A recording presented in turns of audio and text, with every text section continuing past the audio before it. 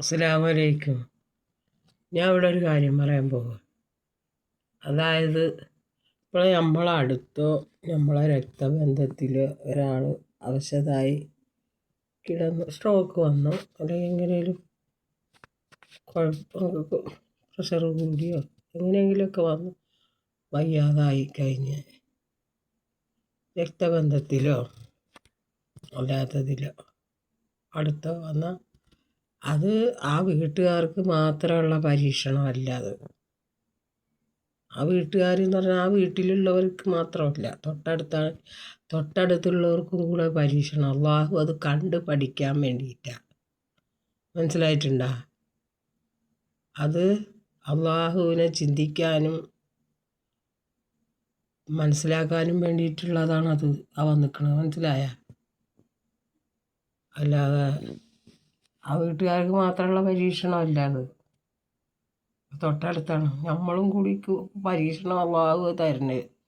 അള്ളാഹുവിനെ മനസ്സിലാക്കുക, ദാനധർമ്മങ്ങൾ കൊടുക്കുക, രക്തബന്ധങ്ങളെ സഹായിക്കുക. പുറത്തൊന്നും കൊടുത്തിട്ടോ പേരിന് കൊടുത്തിട്ടൊന്നും കാര്യമില്ല. രക്തബന്ധങ്ങളെ സഹായിക്കുക എന്ന് പറഞ്ഞാൽ ഇച്ചിരി കൊടുക്കുകയല്ല. ഉള്ളവരുള്ള മാതിരി കൊടുത്ത് സഹായിക്കാൻ മാത്രം ഉള്ളവരാണെങ്കിൽ അതിന് മാത്രം കൊടുത്ത് അവരെ രക്ഷപ്പെടുത്താൻ നോക്കുക. അതൊക്കെയാണ് ഗുണം. മനസ്സിലായിട്ടുണ്ടോ? മരിക്കുമ്പോൾ ആരും 3 കഷ്ണം തുണിയായിട്ടാണ് പോണത്. 3 കഷ്ണം തുണിയായിട്ടാണ് പോണത്.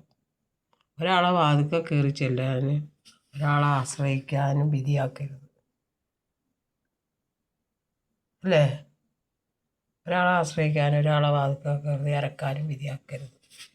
അതിൽ കൂടുതൽ ഒരുപാട് സമ്പാദിച്ചിട്ടിട്ട് എന്ത് ഉണ്ടാക്കാനാ?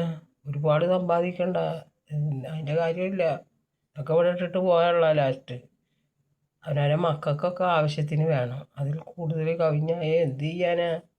അപ്പം ആർക്കെങ്കിലും എന്തെങ്കിലും കൊടുത്താലൊക്കെ ഒരു ഗുണം.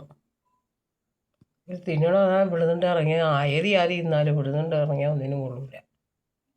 മനസ്സിലായിട്ടുണ്ട്? പണം അത് തന്നെ.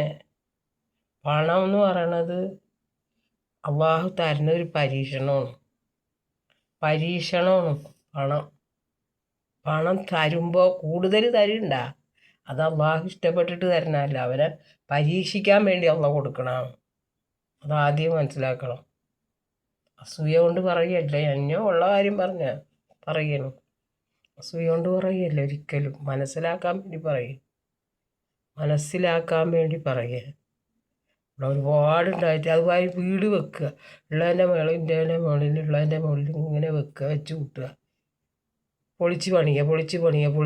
മുകളിൽ ഒരു 5 പേരുണ്ട്, ഒരു 10 പേരുണ്ട്, അതിനനുസരിച്ച് വെച്ചാൽ പോയത്. ചുമ്മാ അങ്ങനെ പണിഞ്ഞ് എന്തിനാ ഈ ഗമ കാണിക്കണേ?